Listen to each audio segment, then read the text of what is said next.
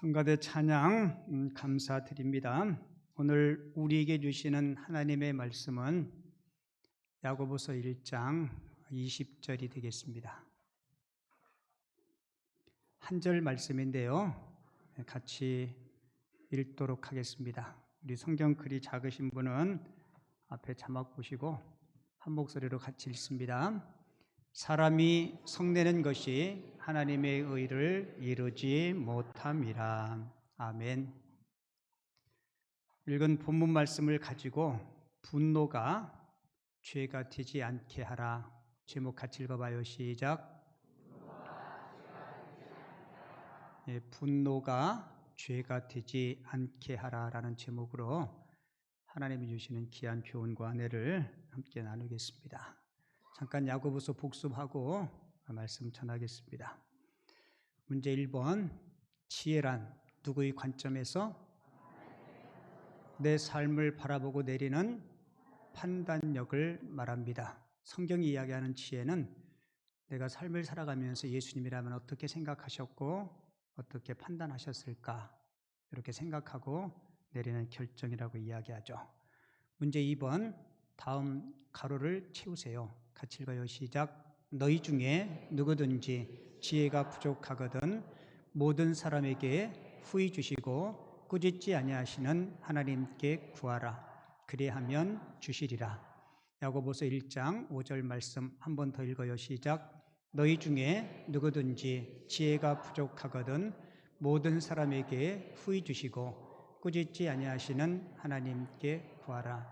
그리하면 주시리라. 야고보서 1장 5절 말씀. 아멘. 다음 가로를 채우세요. 마귀의 시험은 이기고 하나님의 시험은 합격하자.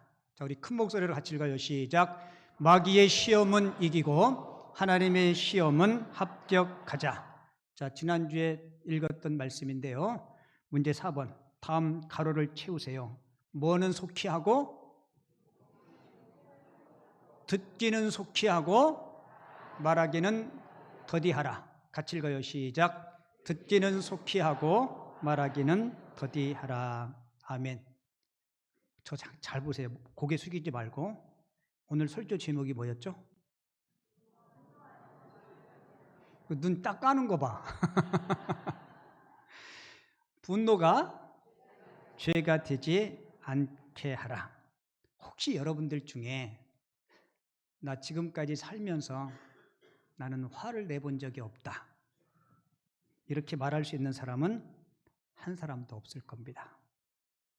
하나님의 말씀 성경도 우리 인생은 화를 날 수밖에 없는 연약한 존재임을 성경도 말씀해요.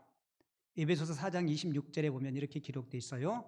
분을 내어도. 그러니까 우리는 화를 낼 수 있다는 거예요, 없다는 거예요?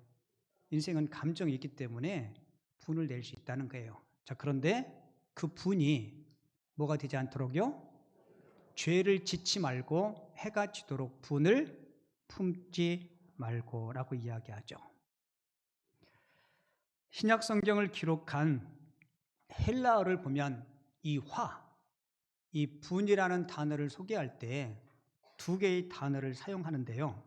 하나는 두모스라는 단어이고 하나는 오르게라는 단어입니다. 자, 이 두모스라는 단어를 쓰는 이 화는 감정이 확 폭발하면 불끈 화가 날 거 아니에요, 그죠? 그런데 화가 확 났지만 시간이 잠시 지나면 자기도 모르게 금방 식어버리는 그런 화를 두모스라고 이야기해요. 쉽게 설명하면 가을에 마른 나뭇잎이 불을 붙으면 불이 확 올라오잖아요, 그죠? 그런데 순간 올라왔다가 금방 꺼져버립니다. 사람에게는 누구나 이런 이런 분이 있을 수 있다는 거예요. 근데 성경이 우리에게 경고하는 이 화의 두 번째는 오르게라는 단어인데요. 한 번 분노를 가지면 그 화를 어디에 저장해요? 마음에 담아두는 것. 여러분, 이 화를 마음에 담아두면요, 이 분노가 마음에 자리하기 시작하면 분노한 만큼만 가만히 있는 게 아니고 이 화가, 이 분이 어떻게 돼요? 점점 커집니다. 점점 자라요. 그리고 오랜 세월 동안 방치두면 이게 복수의 칼이 되고 증오심이 생기게 됩니다. 그러니까 분노는 사람이라면 누구든지 화가 날 수 있어요. 그러나 예수 믿는 저와 여러분들은 그 분노가 마음의 증오심으로 성장하고 그 분노가 죄가 되지 않도록 통제할 수 있어야 됩니다. 자, 만약에 그 화와 분노가 통제되지 않으면 엄청난 위험성을 가지고 있어요. 제가 여러분들에게 설교 중에 아마 고재봉 이야기를 해드린 적이 있을 거예요. 고재봉 아시는 분, 혹시 들어보신 분, 고개 끄덕끄덕. 예. 이게 60년 전 일이에요. 그러니까 연세 드신 분들은 아마 대략 이야기를 들어서 뉴스를 통해서 알 거예요. 1963년도 강원도 인제군에서 이득주라는 중령 가정이 6명의 가족이 도끼로 처참하게 살해를 당하게 됩니다. 그 범인이 누구였어요? 고재봉. 27살 먹은 청년이었습니다. 이 사건이 생기게 된 동기가 이랬어요. 고재봉이 군 생활을 하는데 부대장, 대대장 박모 중령의 당번병이라 그러죠. 군대 용어로 나쁜 말로 뭐라 그래요? 군대 갔다 오신 분들. 따까리. 이거는 군대 갔다 오신 분들만 아는 이야기인데, 당번병으로 대대장 사택을 출입하면서 이런저런 뭐 잡다한 일들, 심부름 같은 것들을 하는데, 어느 날 집에서 대대장님 집에서 물건을 훔쳐가지고 나오자가 들키게 됩니다. 그 일 때문에 6개월간 군 형무소에 가서 감옥 생활을 해요. 일반 형무소도 그렇겠지만 군 형무소는 엄청 군기가 세고 어렵습니다. 6개월 동안 군 생활하면서 고재봉이 마음속으로 박중령에 대한 원한을 품게 돼요. 내가 반드시 감옥에서 나가면 내가 대대장을 죽여버리겠다. 그 분노를 계속 증폭시킨 거죠. 그리고 그가 출소한 후에 실제로 박중령의 집 사택을 찾아가서 한밤중에 도끼를 가지고 일가족 6명을 무참하게 살해합니다. 근데 정작 이 고재봉이 원한을 품고 있었던 박중령은요, 다른 부대로 전출 갔고 이득주라는 중령 가족이 부임해서 불행을 당하게 됩니다. 그 범행을 저지르고 24일 만에 고재봉이 체포돼요. 그리고 사형 선고를 받고 그 다음 해에 형장의 이슬로 사라지게 됩니다. 여러분, 그 분노가 해소되지 않으니까, 그 분노가 마음속에서 점점 자라니까 우리 야고보서에 암송했던 것처럼 욕심이 잉태하면 죄를 낳고 죄가 점점 장성하면 사망을 낳는다. 요즘 우리가 살고 있는 이 시대도 아마 분노 사회라고 이야기를 해도 지나친 말이 아닌 것 같아요. 제 아내가 저한테 뭐 우리 3단봉 하나 사야 되지 않냐고. 3단봉 알죠? 왜냐면 산책 다닐 때 또 나쁜 사람 만나면 어떡하냐고. 유기견들도 많고. 그래서 제가 3단봉보다 더 든든한 내가 지켜줄 거라고 그랬는데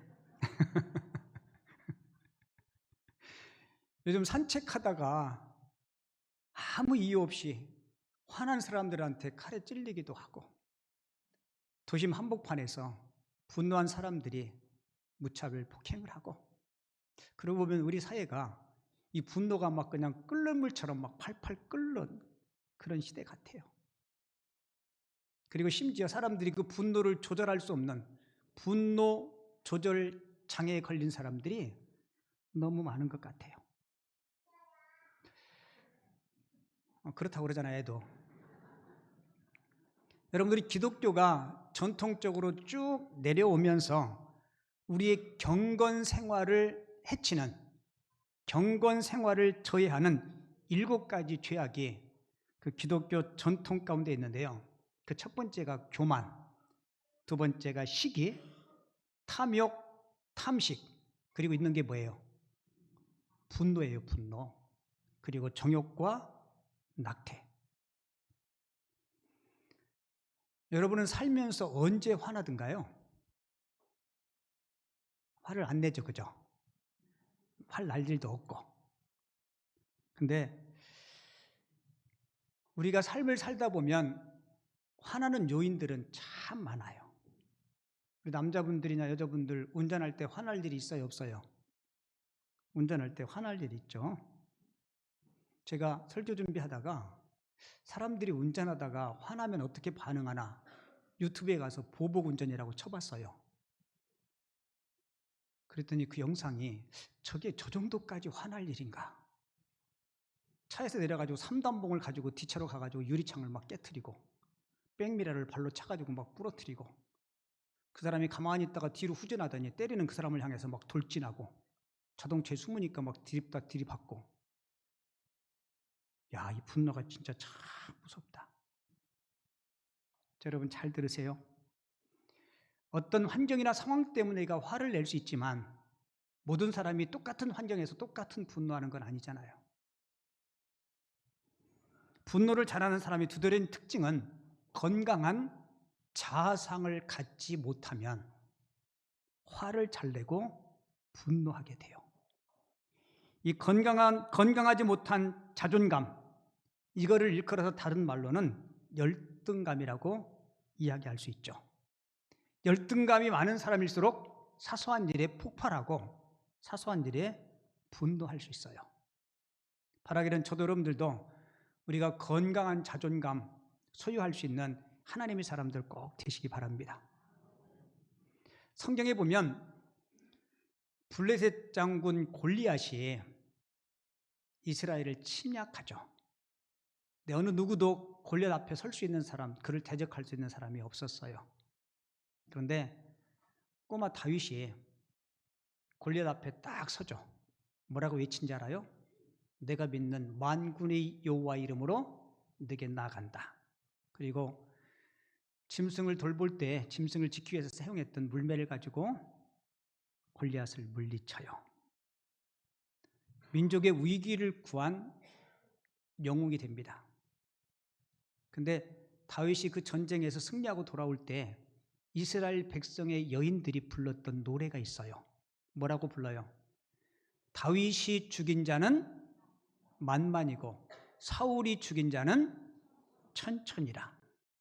근데 사울 왕이 그 노래소리를 들어요. 기분 좋았을까요? 안 좋았을까요? 여러분이 사울 왕이었다면 어땠을까요? 우리는 같이 불러줬겠죠, 그죠? 우리도 어쩌면 약간 상한 감정이 들 수 있었을 거예요. 근데 보세요. 사실 다윗이 그 장군을 물리치지 않았다면 이스라엘은 망했을지도 몰라요. 사울 왕은 목숨을 잃었을지도 몰라요.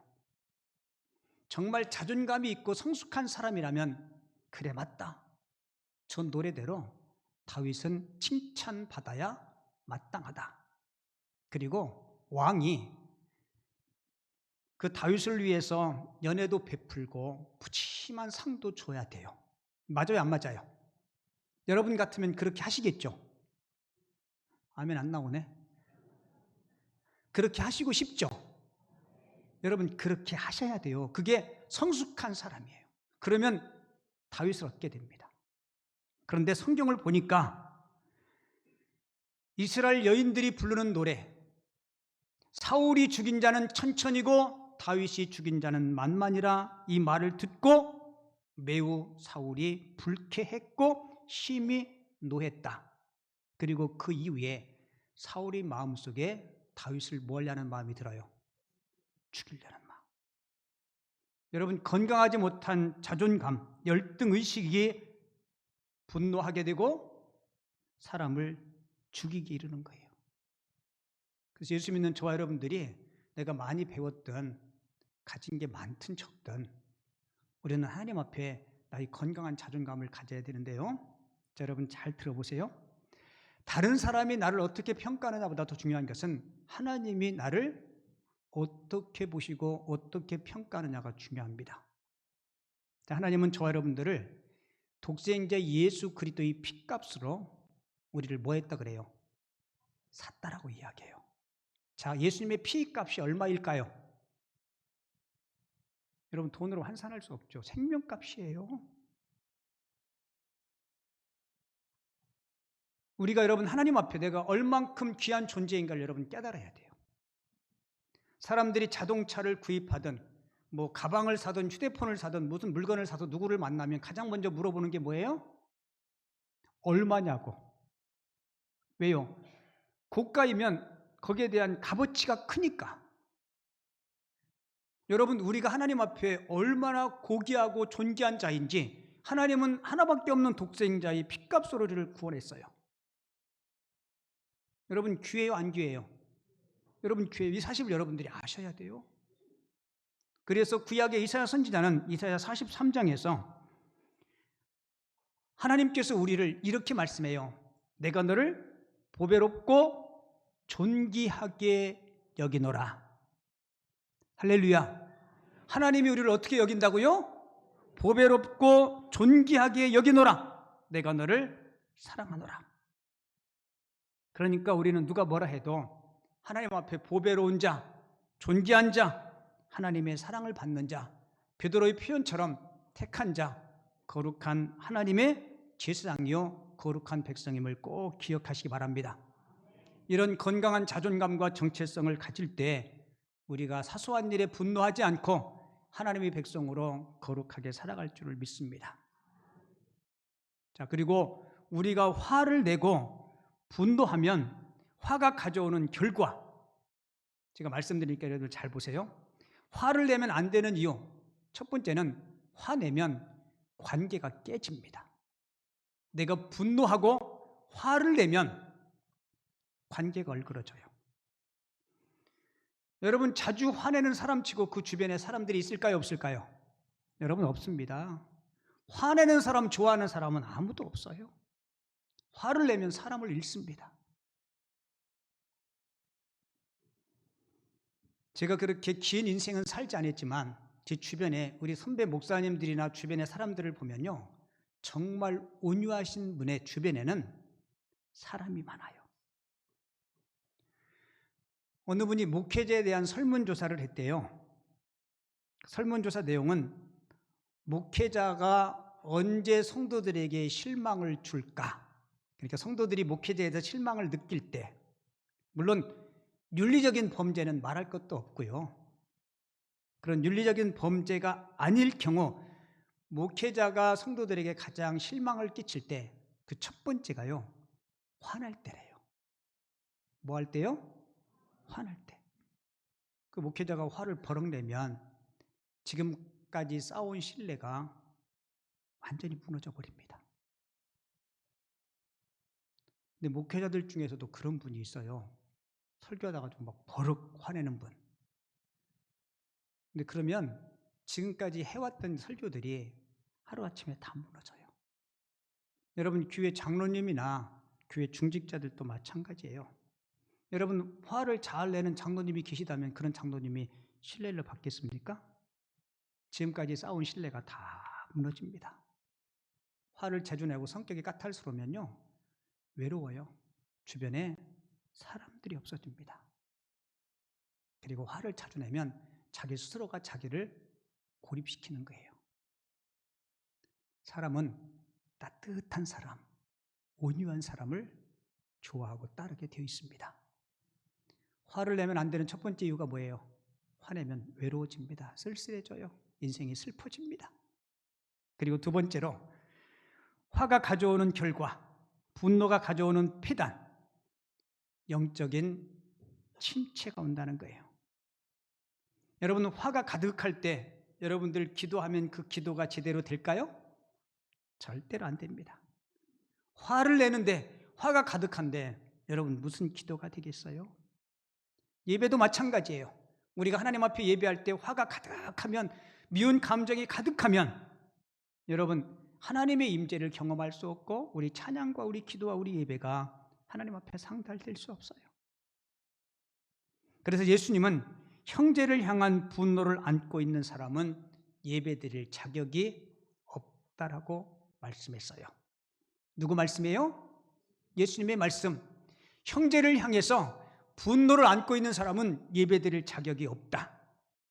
마태복음 25장 23절 주님께서 친히 하신 말씀이에요. 그러므로 예물을 제단에 드리려다가 거기서 내 형제에게 원망 들을 만한 일이 있는 것이 생각나거든.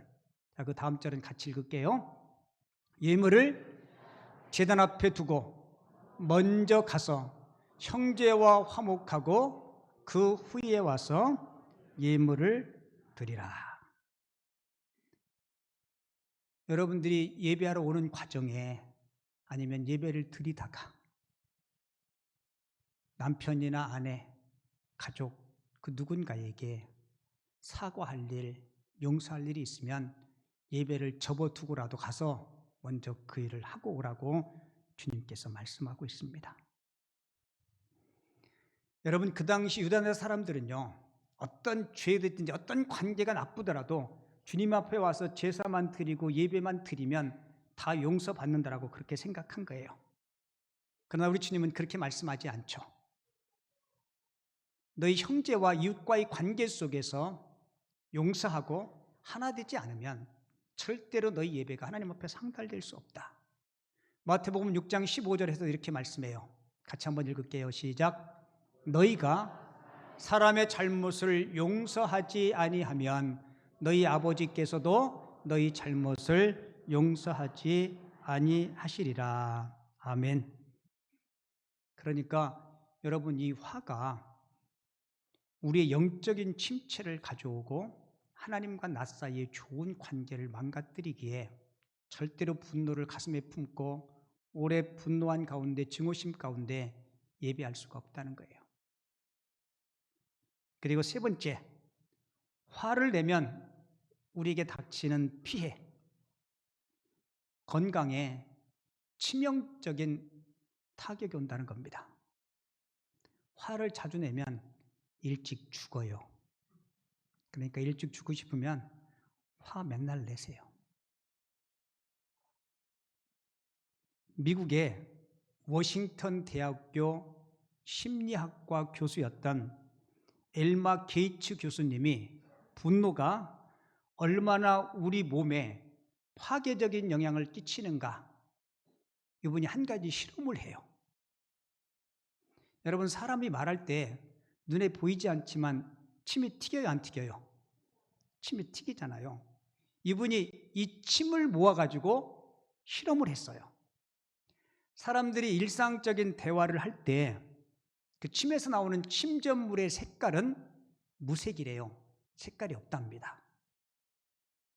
근데 사랑하는 사람과 알콩달콩 사랑의 대화를 나눌 때 그때는 침의 색깔이 달라진대요. 예쁜 색이 나올까요? 아니면 침침한 색깔이 나올까요?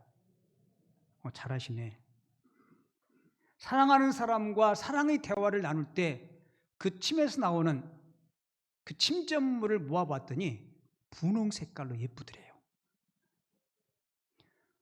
여러분들이 집에서 한번 실험해 보세요. 가래 말고. 해가지고 가래 말고. 가래 색깔은 무슨 색깔이에요?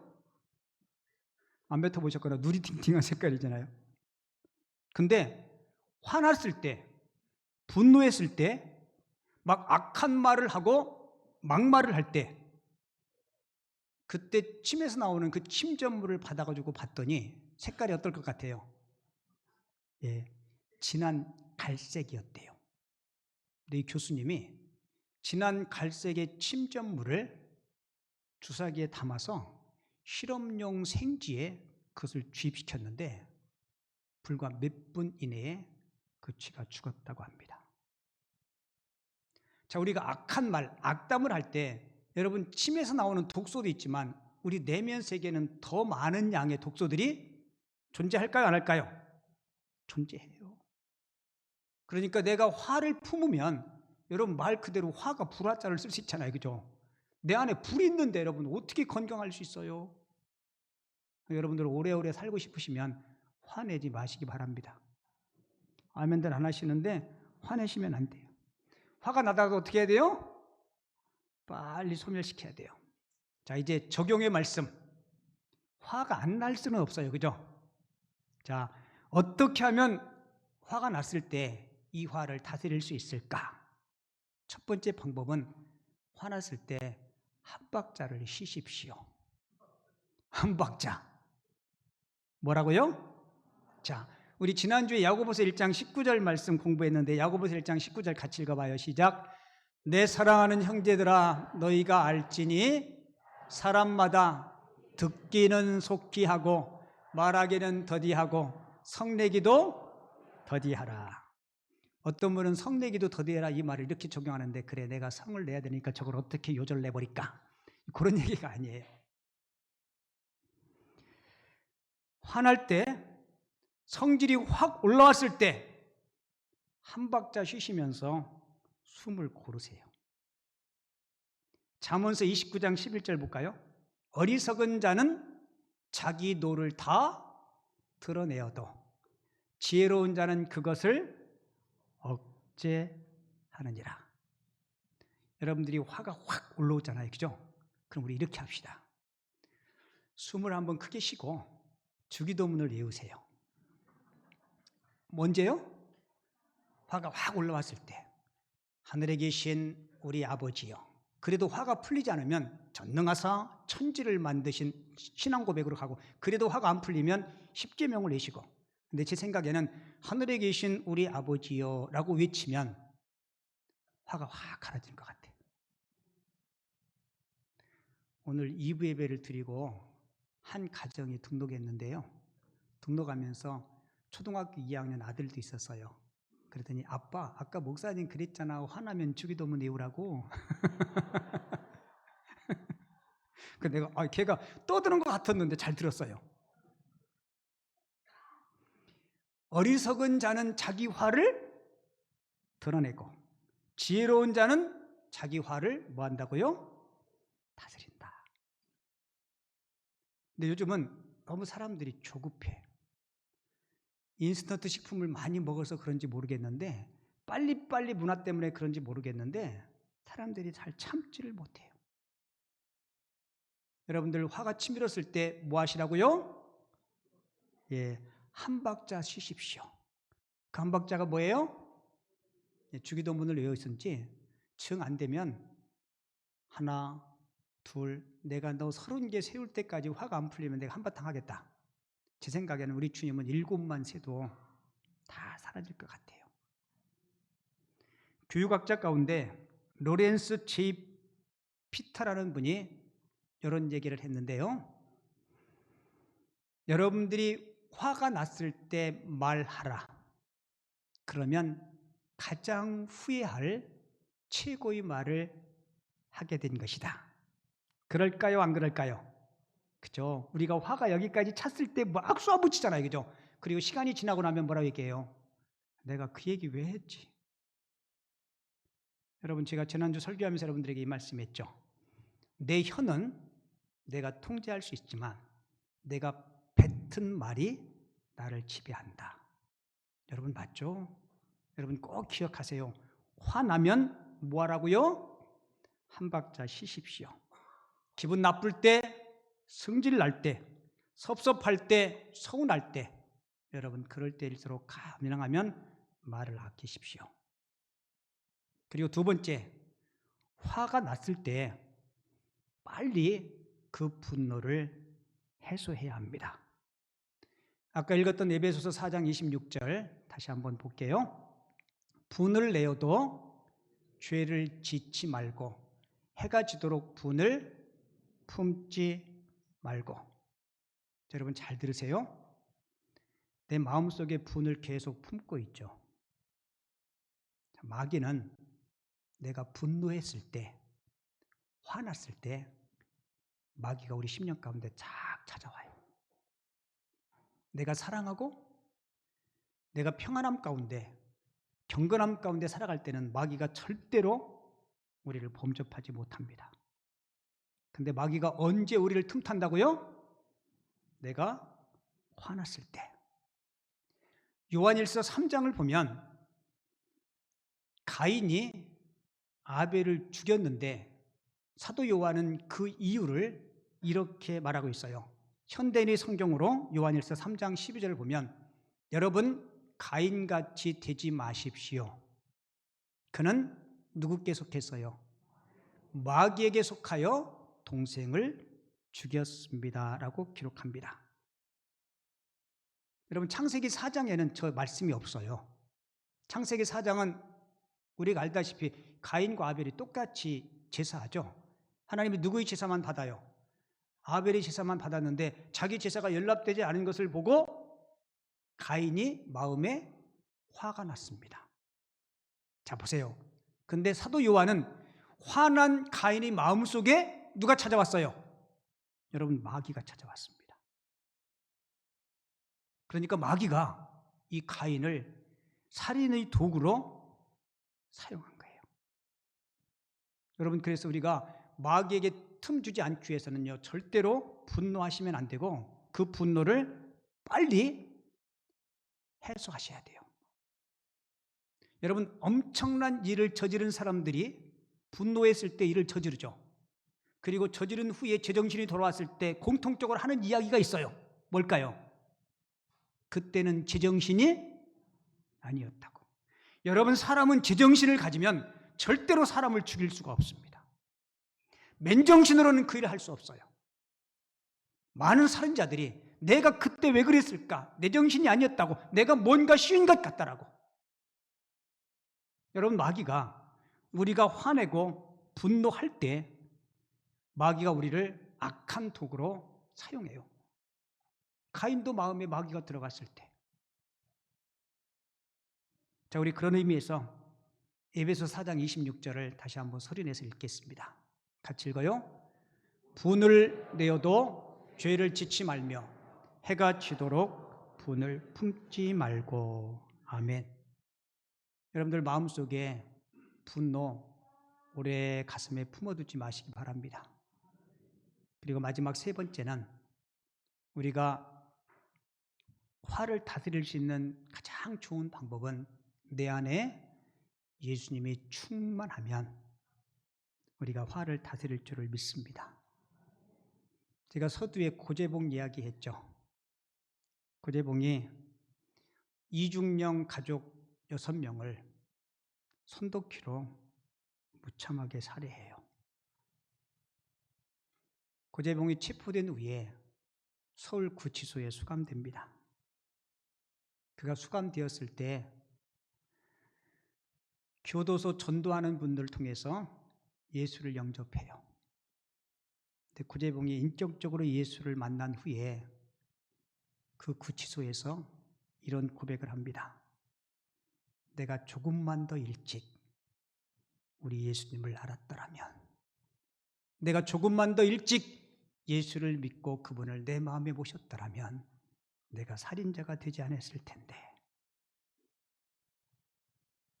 결국 6명을 죽인 죄 때문에 그가 사형 선고를 받고 사형 집행을 하게 됩니다.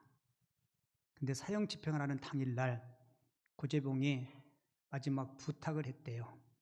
마지막으로 찬송을 부르면서 죽고 싶다고. 그리고 내가 찬송을 부를 때 내 얼굴에 미소가 생길 때 그때 총을 쏘아달라고.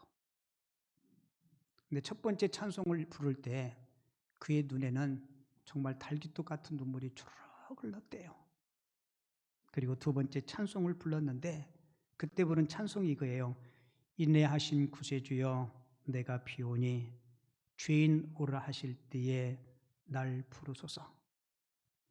두 번째 찬송을 부를 때 그의 얼굴에 밝은 미소가 생기고 그 미소와 함께 그가 이 땅에서의 생을 마감했다고 합니다. 그의 그 고백, 내가 조금만 더 일찍 예수를 알았더라면, 저와 여러분들이 마음속에 주님이 계십니까? 안 계십니까? 계세요.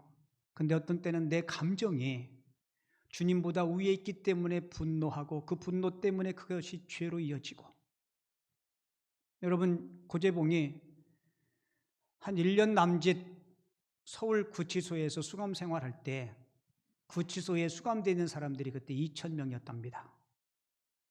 근데 그 2,000명들에게 복음을 전했는데요, 1,800명에게 복음을 전했고 1,800명에 해당하는 사람들이 예수를 영접했답니다. 여러분, 저와 여러분들은 이미 오래전에 예수를 믿어 하나님의 자녀 되었습니다. 근데 이 분노가 들끓는 이 세상 속에서 저도 여러분들도 우리 심령에 늘 예수 그리스도로 충만하게 채울 수 있는, 그래서 분노 때문에 누군가가 마음에 상처를 주거나 분노가 죄악으로 이어지지 않고 늘 주님 안에서 평화의 사도로 승리할 수 있는 하나님의 사람들이 다 되어줄 수 있기를 주님의 이름으로 축원을 드립니다.